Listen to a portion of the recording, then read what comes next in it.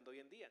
Pero más adelante, en 1861, eso fue hace ratico, pero en 1861, un hombre llamado Joseph Morris, un predicador, dijo lo mismo, dijo, el día se acerca, la hora es ya. Y empezó a alentar a las personas con buena intención, supongo, a alentar a la gente a decir, teman al Señor, vengan a Él, regrésese a Él, porque el día se acerca. Eso en teoría suena muy bien, ¿cierto? Pero dijo, es ya, es la otra semana, es pronto. Y entonces pasó algo curioso. La gente comenzó a dejar de plantar. No cuidaron de sus cosechas. No cuidaron ni labraron. Y eso en 1861, antes del invierno, créanme que era muy peligroso. Y hubo un gran problema. Que el día vino, el día se fue, y adivinen qué, no pasó nada. Pero lo que sí pasó es que todas estas personas se quedaron sin cosecha y hubo una gran hambruna y muchas pérdidas materiales y de vida. Más adelante, 1992, esto ya es más una secta, pero la Dani Mission, que fue fundada por Lee Yang en Corea, dijo que en el 28 de octubre de 1992 ocurriría el rapto. 28 de octubre de 1992. Y fue tanto el estremecimiento que muchas personas empezaron a tomar decisiones muy trágicas. Algunos renunciaron a su trabajo, otros vendieron sus hogares y otros le cantaron las verdades a aquellas personas que no se las habían dicho en mucho tiempo. Pero hubo un problema. Llegó el 28 de octubre de 1992 y llegó el 29 de octubre de 1992 y no pasó nada. Quizás dos de las más famosas se encuentran más recientemente. En el 2011, un predicador llamado Harold Camping, muy famoso en Estados Unidos por un ministerio de radio muy famoso, dijo que había encontrado por medio de sus estudios de las escrituras y que estaba convencido por el estudio y por los cálculos que estaba haciendo, que había hallado la fecha exacta del rapto. Nuevamente en octubre, no sé por qué octubre es como la fecha, pero parece que es. Entonces dijo que el 21 de octubre, o sea, dijo primero el 11 vino, no fue, dijo no, es que ese fue espiritual. El físico, el real, va a ser el 21 de octubre del 2011. Y este ministerio gastó millones de dólares en pancartas, en carros, en caravanas, en publicidad. Tenían que decirle a todo el mundo que se alistara porque el rapto se acercaba. Pero adivine qué, llegó el 21 y no pasó nada. Pero el más reciente es este año, 2025. No sé si usted alcanzó a escuchar algo acá. En Colombia como que no se sintió mucho, gracias a Dios. Pero en Estados Unidos, en este 23 y 24 de septiembre, había una gran expectativa. Y de hecho esta vez fue por medio de las redes sociales. Un predicador llamado Joshua Mlakela había dicho que el 23 al 24 de septiembre iba a ser el rapto. Y en TikTok esto se volvió un furor. De hecho, el hashtag RaptureTalk se convirtió en trending y había muchas personas que estaban dejando instrucciones. ¿Cómo ir en el rapto? Entonces una señora decía, no vaya a mirar hacia abajo porque es que le va a dar mucho mareo. Entonces mira arriba, mantenga los ojos delante del Señor. No se agarre de nada porque va y se queda, suéltelo todo y usted solamente suba. Había gente que preparaba, una señora decía, mi esposo no es creyente, él se va a quedar, entonces acá le tengo escondido debajo de la revista de carros que le gusta una Biblia, escribió cartas para todos los vecinos, una señora vendió su casa, regaló todas sus posesiones y nuevamente, 23 y 24 de septiembre vinieron, se fueron y ahora se ven un poco de reacciones en redes sociales de todas esas personas diciendo, algunos diciendo, perdón, nos equivocamos. Otros diciendo, ¿por qué? ¿Por qué hice todo esto?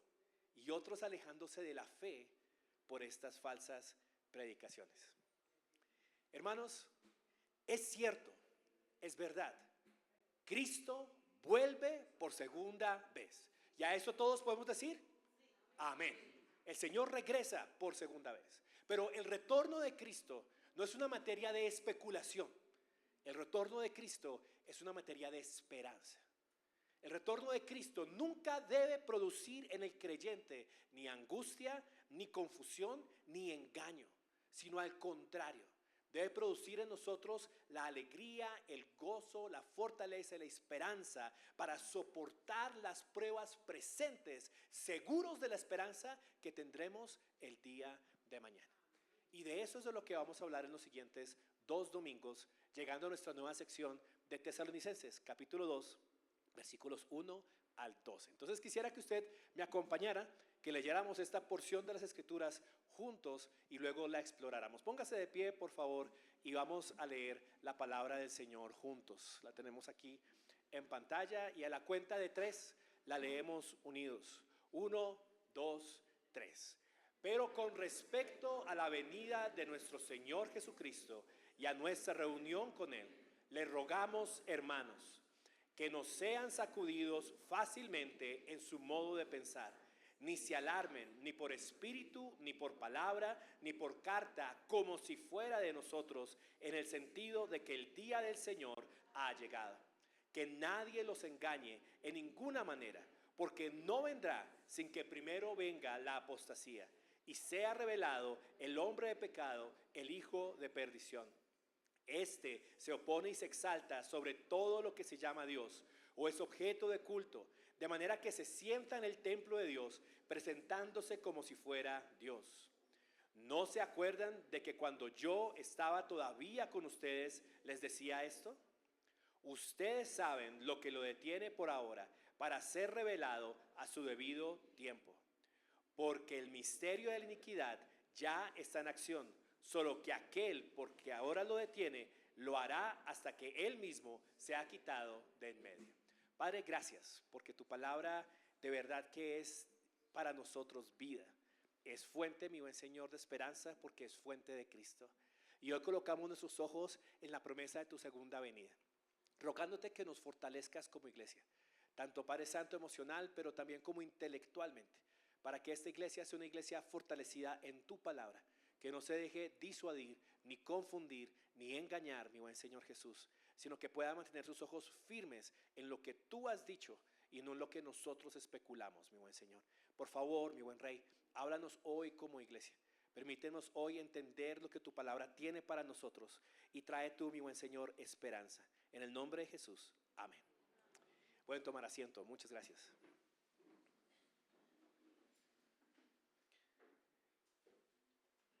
Hermanos, como lo vengo diciendo y les estaré insistiendo durante el resto de esta mañana, tenemos esperanza por el retorno de Cristo. Esto es una seguridad, esto es una de las doctrinas fundamentales de la vida cristiana.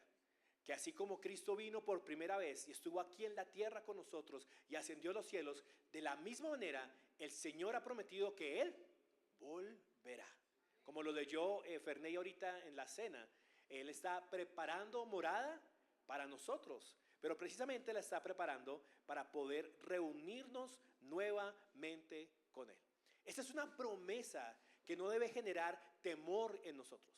Es una promesa que no debe generar ansiedad en el creyente, sino que a lo largo de las Escrituras, cada vez que se habla de la segunda venida del Señor, el resultado y la expectativa que hay es que haya fortaleza, seguridad, esperanza y que la fe de los creyentes sea afirmada para seguir enfrentando las tribulaciones presentes. Ese debe ser el efecto de la esperanza de la segunda venida del Señor.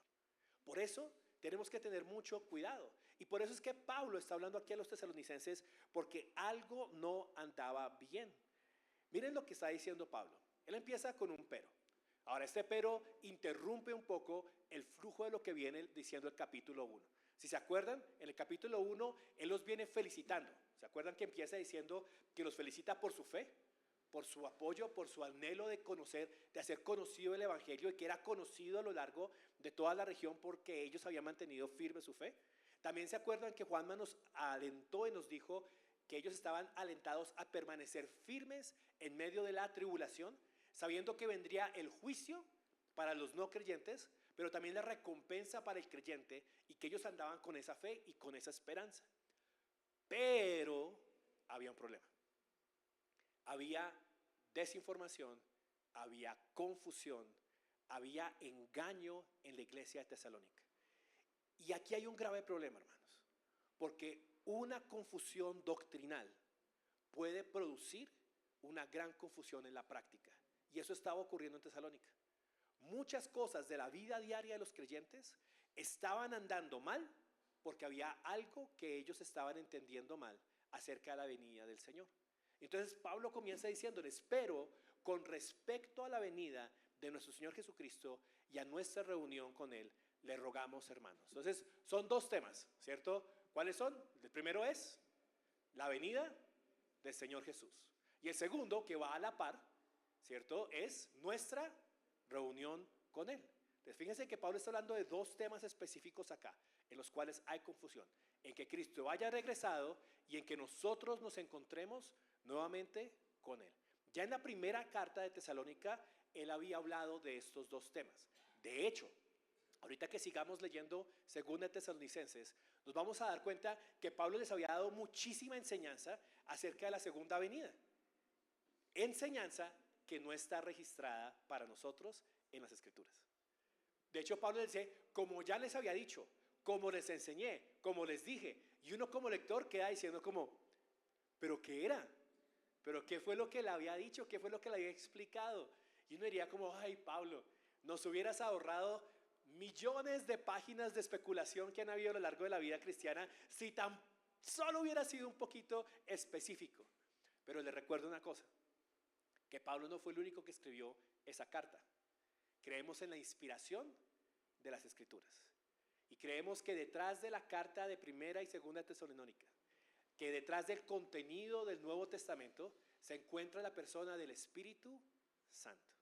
Que el Señor es quien ha escogido qué detalles darnos y qué detalles no darnos. Nos vemos la primera carta a los Corintios y la segunda carta a los Corintios, ¿cierto?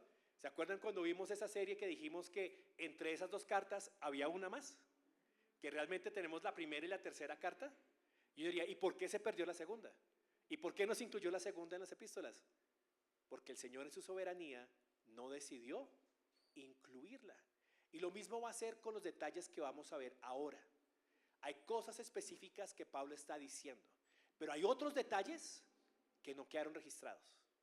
Que los de Tesalónica sí sabían, ya lo habían escuchado de parte de Pablo, pero que tú y yo desconocemos. Y es parte del deseo de Dios para nosotros. Entonces, ¿qué está pasando con estos dos temas? Con el retorno de Cristo y nuestra reunión con Él. Pablo dice, quiero que no sean sacudidos fácilmente en su modo de pensar. Que no sean sacudidos fácilmente en su modo de pensar. ¿Qué es sacudido? ¿Qué es cambiar? Es cambiar nuestra manera de pensar. Es estar un día convencido de algo y al otro día estar convencido de otra cosa. El creyente no debe ser una persona que sea fácilmente sacudida en su forma de pensar. Por las circunstancias, por las emociones o por lo bonito o de pronto erudito que pueda hablar una persona delante de un púlpito. La seguridad del creyente debe estar en lo que dicen las Escrituras. Y el creyente debe conocer lo que dicen las Escrituras de una manera tan firme y tan fuerte que no sea sacudido fácilmente. Una gran pregunta para nosotros esta mañana, a medida que empezamos este tema, es: ¿conoces las Escrituras?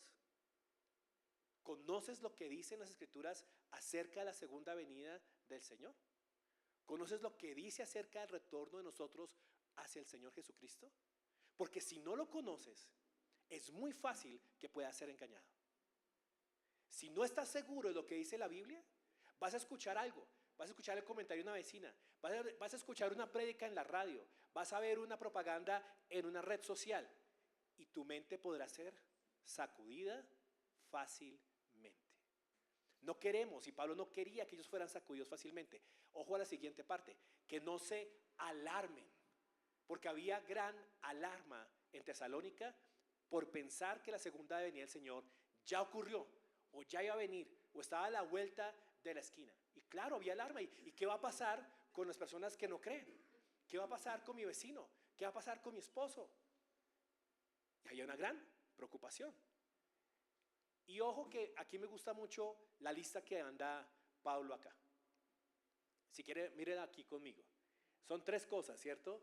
No se alarmen. Por la primera, ¿cuál es? Ni por espíritu. La segunda, ni por palabra. Y la tercera, ni por carta. Entonces, uno pregunta acá, ¿y qué significa ni por espíritu? Y aquí la idea nuevamente es que haya un mensaje espiritual o profético. Que una persona pudiera decir, tengo una revelación del espíritu. Y el espíritu me está diciendo que el 10 de octubre va a ser el rapto. Entonces todo el mundo, ¿cómo así? Y de pronto esta persona ha hablado antes, habla bonito, es un buen creyente y le creemos porque decimos, está hablando por medio del espíritu. Pero Pablo dice, no. ¿Y por qué no? Recuerden una vez más, ¿quién inspiró la palabra de Dios? El Espíritu de Dios. Y el Espíritu de Dios no va a contradecirse a sí mismo. Y vamos a ver ahorita más adelante algunos versículos claves de la palabra con respecto a la segunda venida.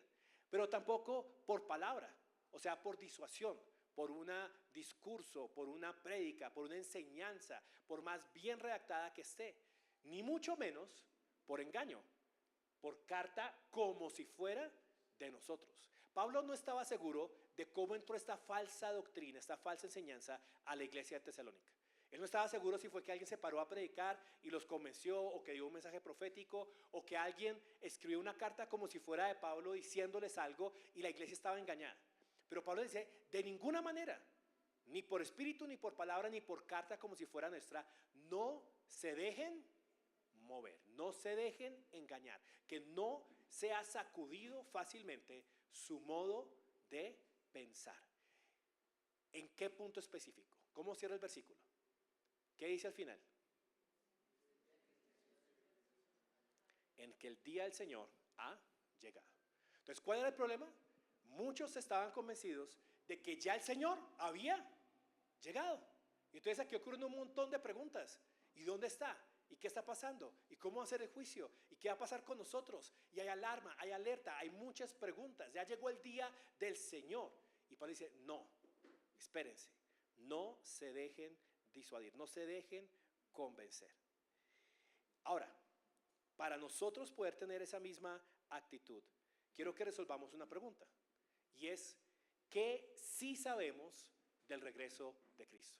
Y quiero que me acompañen a algunas escrituras, ¿listo? Hoy no vamos a profundizar tanto en Tesalonicenses, el próximo domingo entraremos un poquito más en los detalles tesalonicenses, pero hoy quiero que veamos a lo largo de las escrituras, hay cosas que usted y yo sí podemos afirmar, porque el Espíritu Santo sí nos ha revelado estas verdades acerca del retorno del Señor Jesús. La primera verdad es que será ¿qué? Visible y glorioso. Visible y glorioso. ¿Cómo sabemos esto? En Hechos capítulo 1, versículo 11, están todos los apóstoles, Jesús asciende a los cielos, se quedan mirando a ver qué va a pasar, y 2 ángeles se presentan delante de los apóstoles y les dicen lo siguiente: varones galileos, ¿por qué están mirando al cielo? Este mismo Jesús que ha sido tomado de ustedes al cielo, vendrá, ¿cómo? De la misma manera, tal como lo han visto ir al cielo. De la misma manera, físicamente, claramente, visiblemente, volverá el Señor. Esas ideas de que regresó espiritualmente pero no lo vimos, no son compatibles con lo que la palabra de Dios está diciendo. Los testigos de Jehová tienen esa declaración. Ellos también fijaron una fecha de 1900 acerca del retorno de Cristo. Llegó la fecha, no volvieron. ¿Y cuál fue la solución fácil? Decir, es que fue espiritual. Y se encuentra en este momento haciendo el juicio y juzgando a cada persona. Pero como son tantos, pues se demora un ratico. Entonces, esa es la solución, un poco coloquial lo estoy colocando, por supuesto, pero esa es la solución. Ahora, mire lo que dice Apocalipsis 1:7. Él viene con las nubes. ¿Y quién lo verá? Todo ojo lo verá. Aún los que lo traspasaron. Y todas las tribus de la tierra harán lamentación por él. Sí, Amén. Es una afirmación segura, certera de parte de las Escrituras acerca de la venida del Señor. Nos está describiendo exactamente cómo va a ser, o en qué lugar va a ser, o en qué punto histórico específico de la tierra va a ser. No, pero ¿qué sí nos está diciendo? Que en el momento en que vuelva el Señor, no va a haber lugar a duda, hermanos. Nadie va a poder decir, uy, no, no estoy seguro. ¿Será que sí fue o será que no fue? Será evidente, será visible, será glorioso. Habrá una reacción global de parte de todas las personas, de todas las tribus, porque el Señor Jesús ha regresado. Fíjense lo que pasó ahorita. Yo les estaba hablando ahorita de septiembre 23 y 25, 24, donde muchas personas en Estados Unidos y en otros países estaban convencidas y ustedes estaban sanos. Les dañé la cabeza. Algunos van a llegar a buscar en la casa el trending a ver qué fue lo que pasó ahí. Pero no tenían ni ustedes ni idea. Pero cuando venga el Señor por segunda vez, ¿quiénes lo van a saber? Todos. ¿Quiénes lo van a ver? Todos. Será un evento visible y palpable por toda la humanidad. Entonces no es simbólico, no es secreto, es un evento real y mundial. Otro punto más, el regreso del Señor Jesús será repentino y será inesperado. Y esas son palabras claras de las Escrituras. Miren lo que dice Primera de Tesalonicenses, capítulo 5, versículo 2. Dice, pues ustedes mismos saben perfectamente que el día del Señor vendrá así como un ladrón en la noche. ¿Y cómo sabía Pablo esto? El primero que dijo esta frase fue el Señor Jesús. Cuando Cristo habló en Mateo 24 acerca de su segundo regreso, Él dice lo siguiente: pero aquel día y la hora nadie la sabe, ni siquiera los ángeles del cielo, ni el Hijo, solo el Padre. El retorno es repentino, es inesperado. Viene como un ladrón en la noche, es descrito en la palabra de Dios, donde la gente no está esperando, donde se sorprende del retorno de Cristo. Dice como en los días de Noé, Mateo 24 dice, cuando la gente se reía y andaba y se daba uno al otro al casamiento y de repente llegó el diluvio. ¿Había una premonición de que iba a venir un diluvio? Sí. ¿Quién estaba en ese momento hablando y haciendo algo porque la gente supiera que venía un diluvio? Noé. ¿Había una evidencia física de que venía? Sí, el arca se estaba construyendo. O sea, sí había una certeza, viene el diluvio, pero ¿sabían exactamente el día y la hora? No, no lo sabían. Noé solamente decía, crean, arrepiéntanse. Este es el camino de salvación, el único camino, la única manera que Dios ha provisto para ser salvos. Pero la gente seguía como si nada. La segunda venida del Señor, ¿sabemos nosotros? ¿Hay una premonición de que viene la segunda venida del Señor? Sí, Él lo ha dicho, es una promesa. Debemos predicar y decir a la gente, ¿Cristo vuelve por segunda vez? Debemos hacerlo. Debemos invitar a las personas a decirles, vengan, este es el camino, esta es la vida, esta es la verdad. Cristo Jesús es el único camino hacia la salvación. Debemos hacerlo. ¿Pero conocemos el día y la hora? No, no la conocemos. Dios no necesita que nosotros sepamos el día y la hora. Tú y yo no necesitamos saber el día y la hora. Nos gustaría, porque como seres humanos tenemos cierto morbo hacia los detalles del futuro. Queremos conocer exactamente cómo van a ser las cosas. Queremos controlarlas y serlas como nosotros queremos. Pero el Señor no lo permite. El llamado que el Señor tiene para nosotros con su segunda venida no es a calcular, es a velar. Déjeme decirlo una vez más. El llamado con la segunda venida del Señor no es a quemarnos las pestañas tratando de mirar y unir y contar cuántas palabras hay en Mateo 24 para luego dividirlas por 360 y hacer un cálculo con el calendario hebreo para poder decir, es en octubre 10. No, el deseo de que sea inesperado, de que pueda ser a cualquier hora, es lo que Jesús enseña en las parábolas, y es que velemos, que estemos atentos, que estemos en todo momento diciendo, puede ser en cualquier momento, cómo vivo mi vida, qué decisiones tomo, cómo expreso mi fidelidad delante del Señor, cómo me animo a seguir firme delante de Él, sabiendo que en cualquier momento el juez de esta tierra regresará y demandará de mí qué he hecho con lo que Él me ha regalado y dado, con la gracia que me ha concedido en Cristo Jesús. No porque seremos juzgados por obras, la salvación es por gracia, no por obras, pero sí presentaremos delante de Él la fidelidad de lo que hemos hecho con la gracia que Él nos ha dado a nosotros. Y para el no creyente también será juiciado por lo que ha hecho. Otra tercera característica de la segunda venida que sí conocemos, será un evento de reunión y de transformación. Primera de Tesalonicenses dice esto: entonces nosotros, los que estamos vivos y permanezcamos, seremos arrebatados juntamente con ellos en las nubes al encuentro del Señor en el aire, y así estaremos con el Señor para siempre. Muchas cosas se han enseñado a partir de este versículo, muchas sanas, otras no tanto. No sé exactamente cómo se ve esto físicamente porque la Biblia no lo describe, pero sí describe dos cosas: que llegará el momento del juicio del Señor, que en ese juicio del Señor algunos que están muertos, y esto lo predicamos ya hace un par de meses, ¿se acuerdan que dijimos que esa es la esperanza que tenemos como creyentes en la muerte de aquellos que mueren en el Señor? Que los que están muertos no se quedarán muertos, sino que resucitarán, vivirán, y que estarán en la presencia del Señor, y que los que estemos vivos seremos, la palabra aquí dice arrebatados, es la palabra que está siendo usada aquí en Tesalonicenses, y de alguna manera trasladados juntos con los que habían muerto antes. Será un momento de reunirnos, creyentes del pasado, del presente, todos juntos en la presencia delante del Señor. Y es algo que sabemos, algo que la Biblia lo dice claramente. ¿Nos da el orden de los eventos? No.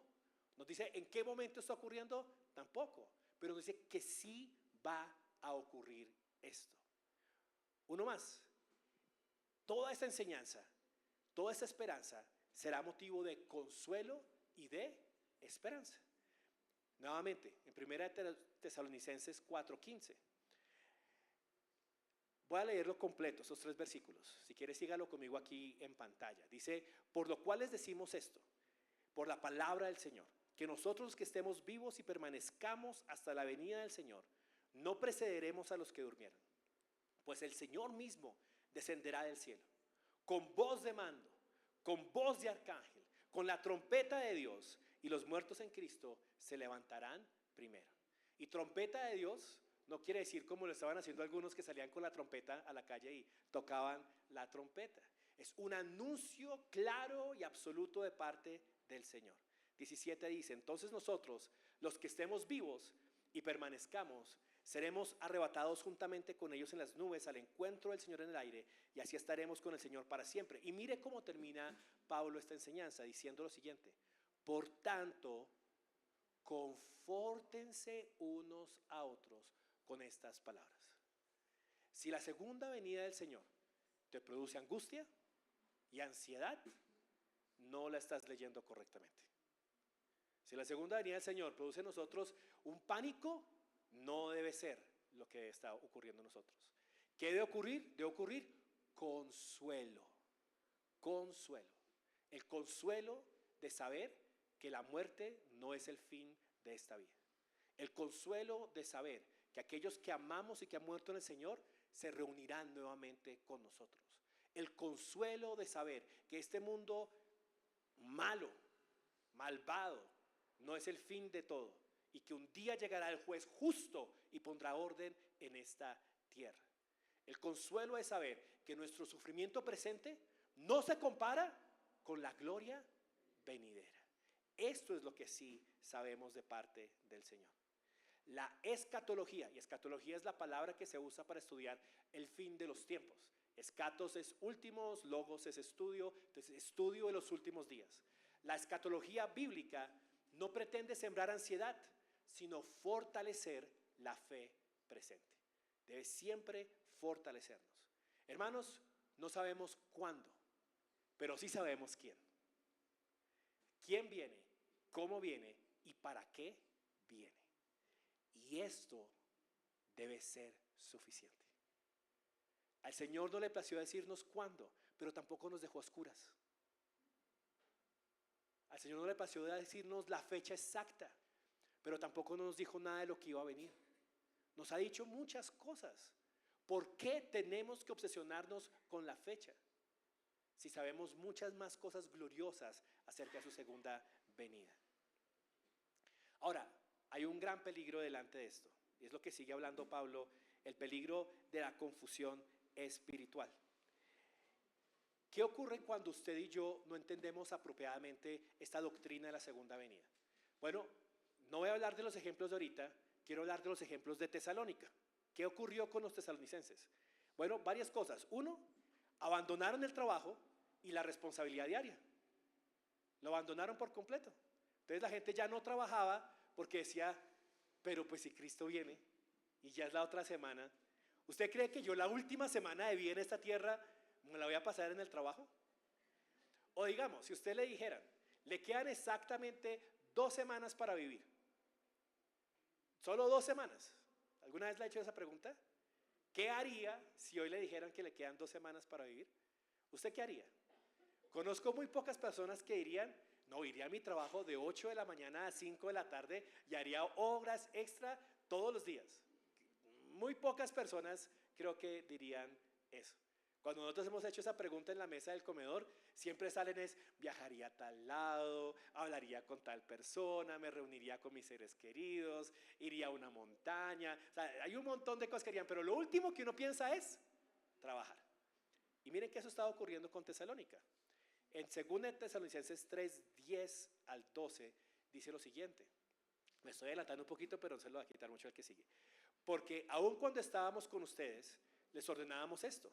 Si alguien no quiere trabajar, que tampoco coma. Porque oímos que algunos de ustedes andan desordenadamente sin trabajar. Pero eso sí, metiéndose en todo. A tales personas les ordenamos y exhortamos en el Señor Jesucristo que trabajando tranquilamente coman su propio pan. Uno de los resultados en Tesalónica de esta angustia de la segunda venida del Señor era que la gente no estaba trabajando. ¿Qué otra cosa ocurría? Había desánimo, como ya lo dijimos, por los muertos en Cristo. Porque dijeron, pero llegó el Señor, ya llegó. ¿Y qué pasó con mi abuela que murió y no alcanzó? Ella no alcanzó a esperar a que el Señor regresara. Y ya el Señor regresó, ¿y qué va a pasar con ella? Y por eso Pablo les habla estas palabras en el capítulo 4 de 1 de Tesalonicenses.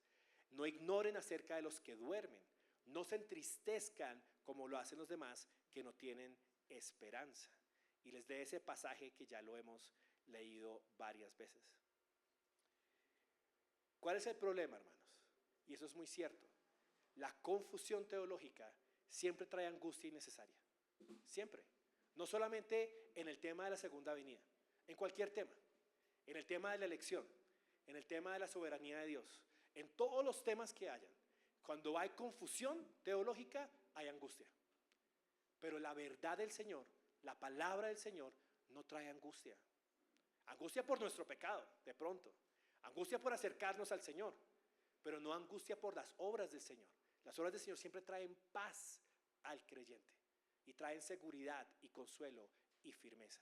No nos dejemos confundir para no perder lo que Dios desea por nosotros. No tengamos una expectativa morbosa de señales, de estar siempre deseando que Dios nos muestre cuándo va a ser, cómo va a ser, de qué manera va a ser.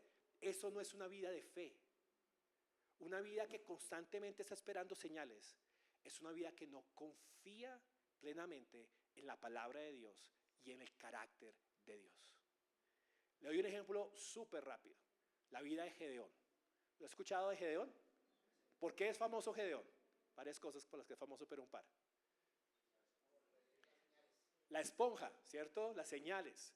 ¿Qué le decía a Gedeón? Señor, si de verdad tú me has escogido a mí y de verdad vas a entregar el ejército en mis manos, entonces voy a dejar esta esponjita aquí afuera y que cuando amanezca todo esté mojado, pero la esponja esté seca. Y el Señor es su infinita misericordia, porque es bueno el Señor con nosotros, le concede la señal. Y Gedeón dice, no, pero espera. Esta vez hagámoslo al revés, Señor. Si en verdad tú quieres que yo vaya y en verdad has entregado el ejército en mis manos, voy a dejar esta esponjita acá y que todo esté seco, pero mañana la esponja esté mojada. Y nuevamente el Señor en su infinita misericordia le contesta. Muchos de nosotros a veces tomamos este pasaje como un modelo de decir, ay, así se puede orar. Oiga, pues chévere, Señor, si tú quieres, si esta mujer va a ser mi esposa, Señor, porque siempre termina siendo algo así. Entonces que un pajarito vuele y ¡ping! Me haga popó aquí en el hombro, derecho, no el izquierdo, el derecho, Señor. Y pedimos esa señal. O decimos, pedimos otra señal y decimos, no, Señor, si tú no quieres que yo vaya al trabajo esta mañana, que no pase el bus. Y se la ponemos como fácil, ¿sí o no? Como que decimos como que, Señor, que no pase. Es señal de que tú no quieres de que yo trabaje el día de hoy. Pero ¿cuál era el problema de Gedeón? Que Dios ya había hablado con claridad. El libro de Deuteronomio completo se trata de las promesas que Dios tenía para el pueblo de Israel. Les había dado promesas. Josué le había dicho, entra y conquista la tierra prometida. Si son fieles a mi pacto, yo estaré con ustedes. Yo libraré la batalla. Yo entregaré a los enemigos del ejército delante de ustedes, sin necesidad de señales, sin necesidad de oraciones. Simplemente por la declaración de la palabra del Señor, ustedes pueden ir, ser valientes y esforzados y luchar esa batalla. Gedeón no necesitaba señales, si tan solo se hubiera aferrado a la palabra del Señor. Pero en su misericordia, Dios las concede. David va a enfrentar a Goliat y pide señales. Señor, si de verdad tú vas a entregar a Goliat en mis manos, por favor, que las piedritas que estoy recogiendo digan Goliat ahí en la tierra y yo las pueda recoger y poner. No, David se enfrenta con valor. ¿Por qué? Porque él conoce la palabra, porque él conoce las promesas. El Señor de los ejércitos celestiales te entregará en mis manos, porque tú has desafiado al ejército de Dios. Y eso era simplemente un recuento de las promesas de Josué, de las promesas de Deuteronomio. La seguridad en la palabra del Señor, en lo que Dios ha dicho y lo que Él ha hecho, le daba a este creyente la seguridad de enfrentar su vida. Lo mismo para nosotros, hermanos, con la segunda venida del Señor. Tenemos la promesa preciosa de parte del Señor Jesucristo de que Él va a volver. De que Él va a volver. No necesitamos pedir señales de su regreso o estar pendientes, porque Él dijo, sí, habrán señales, habrán guerras, habrán rumores de guerra, habrán terremotos, habrán muchas otras cosas. Y claro, cada vez que se declara una guerra, cada vez que ocurre un terremoto, y hoy en día que tenemos la información de todo el mundo, inmediatamente a la punta de los dedos, decimos, ya viene, ya llega, es mañana, es pasado mañana. Pero es simplemente decir para todos, ok, es real, puede venir, pero creemos que Él va a venir inesperadamente, porque confiamos en su palabra. Creemos que será evidentemente a manera global y no tendremos que especular cuando regrese. Creemos que el Señor no nos ha puesto a pensar, ¿será mañana? ¿Será pasado mañana? ¿Será que ya viene? ¿Será que no viene? ¿Y será que sí me caso? Porque qué tal que estemos ahí y digan, puede besar a la novia y ¡pim! Llegue el Señor Jesús por segunda vez. No, ese no es el deseo. Si el Señor viene, sí, está cerca y yo lo creo. Yo creo que yo debo vivir como si el Señor volviera mañana y planear como si volviera en 300 años. Creo que debemos tener siempre la expectativa de estar pronto. Es sano para el creyente creer que el Señor Jesús vuelve pronto, porque nos mantiene fieles, nos mantiene firmes, nos mantiene constantes. Procuremos una vida de santidad, de amor, pero sobre todo de urgencia por proclamar las buenas nuevas del Señor Jesús, de que Él vuelve por segunda vez. Pablo dice lo siguiente, dice, aprendan a discernir, disciernan la verdad. Y nos da dos promesas que él dice, estas dos cosas tienen que ocurrir antes de que llegue el Señor por segunda vez. Y hay dos cosas que deben ocurrir, y les dice esto en los versículos 3 al 5 de segunda de Tesalonicenses. Que nadie los engañe en ninguna manera, porque no vendrá, Jesús no vendrá, sin que primero venga. ¿Qué sucede primero? La apostasía.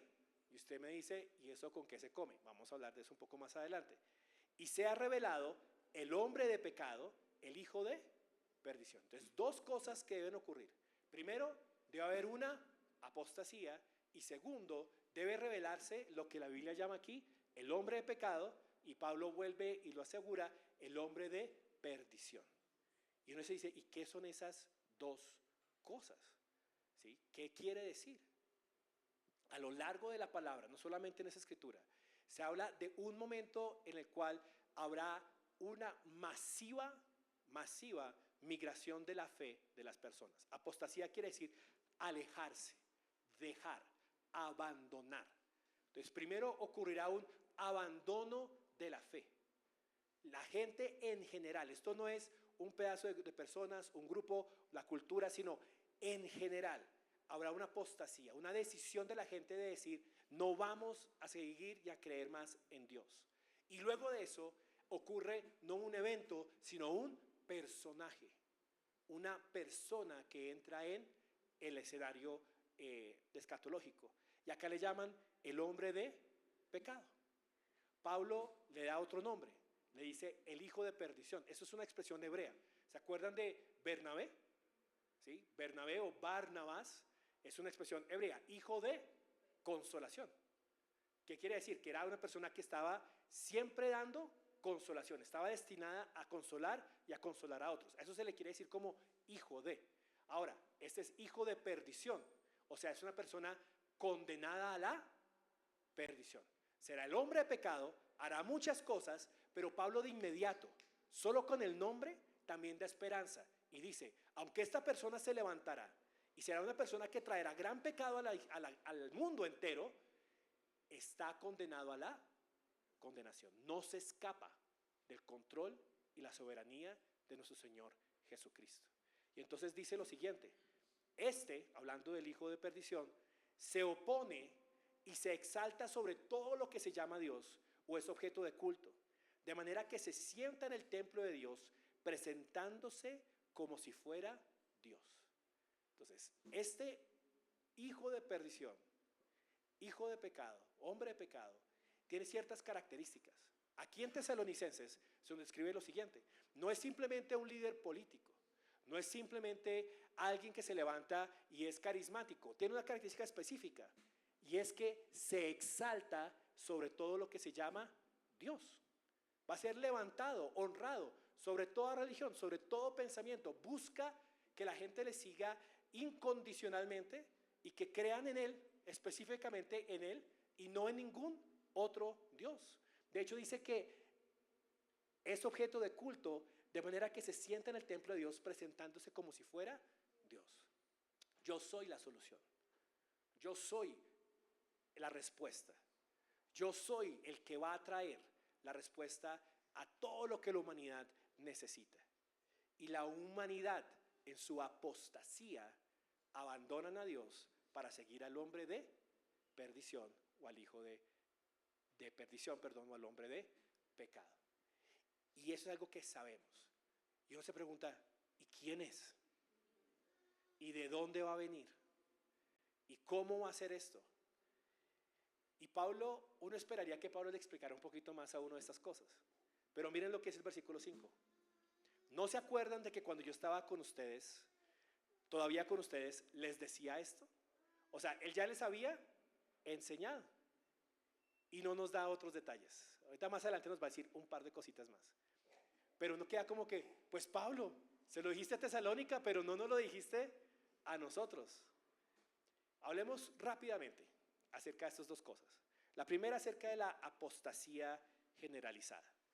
Jesús también la describe en Mateo capítulo 24. En el versículo 12 dice, y debido al aumento de la iniquidad, el amor de muchos se enfriará.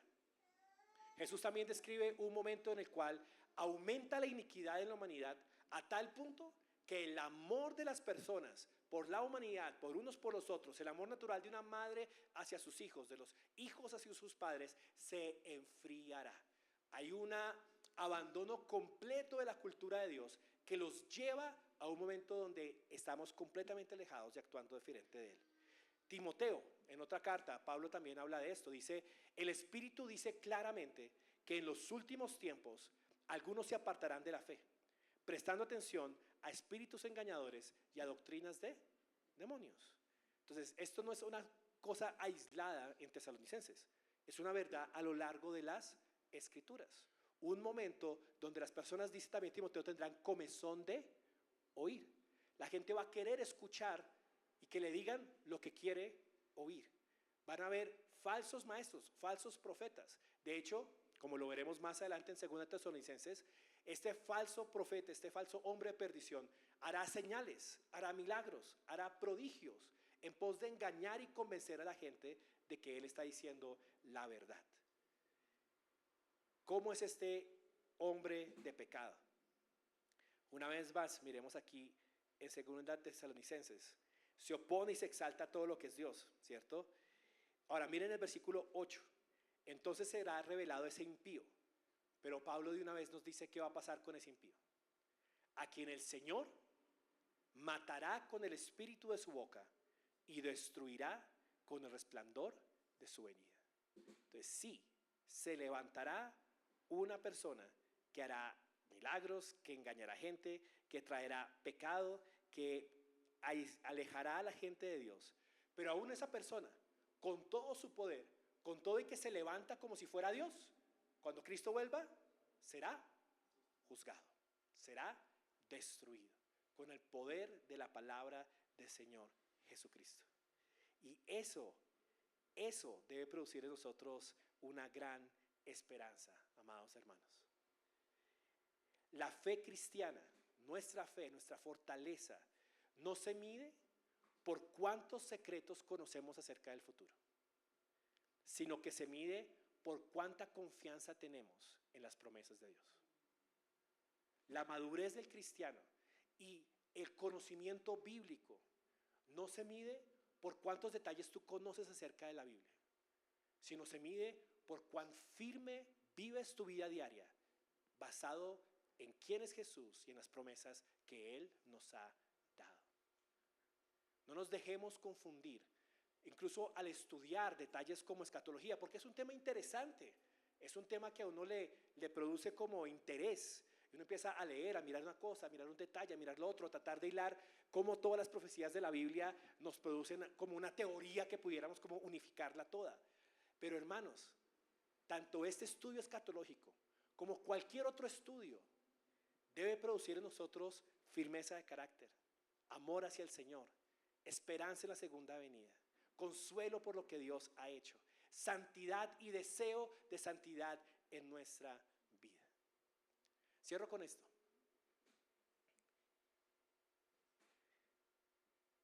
El Señor no tarda en cumplir su promesa, según algunos la entienden por tardanza, sino que es paciente para con ustedes, no queriendo que nadie perezca, sino que todos vengan al arrepentimiento. De hoy en noche hablaremos con mucho más detalle acerca de lo que este pasaje está diciendo. Pero no quiero que usted se vaya hoy sin tener esto primero muy claro. Si el Señor no ha regresado, si el Señor ha escogido detener su segunda venida, si no llega mañana, si no llega pasado mañana, si no llega el otro mes, no es una muestra de que el Señor tarda su promesa.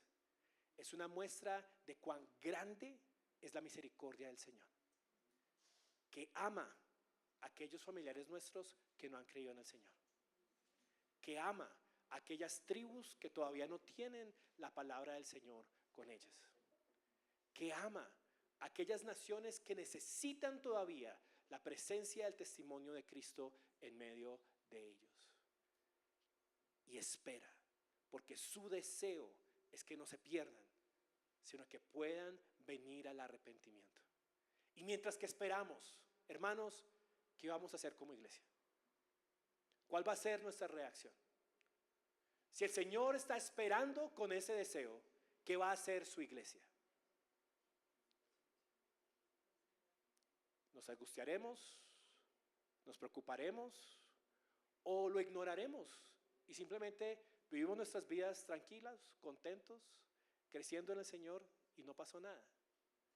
Amada iglesia, que la inminente venida del Señor Jesús pero que su paciencia misericordiosa creen en nosotros una fe ardiente que pueda descansar de estas difíciles circunstancias presentes, pero que tenga el ardor de cada día acercarnos a Dios y dar a conocer el nombre del Señor, de testificar de Él en nuestros trabajos, de testificar de Él con nuestras familias, de buscar cómo como iglesia avanzamos la misión del Señor, cómo como iglesia llevamos el evangelio a donde lo necesitan, a donde el Espíritu de Dios quiere llevarnos como congregación.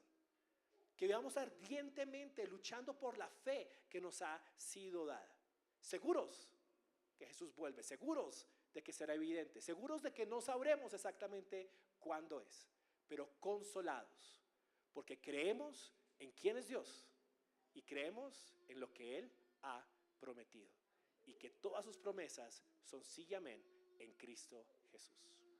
Oremos. Padre, gracias por este momento que nos has regalado, mi buen Señor, en tu palabra.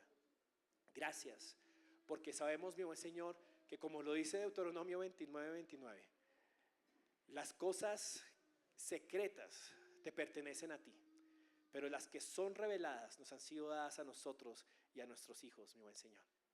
Permítenos aferrarnos a tu verdad, aferrarnos a lo que conocemos, aferrarnos a tu carácter, y transfórmanos como iglesia, oh Señor. Transfórmanos como congregación.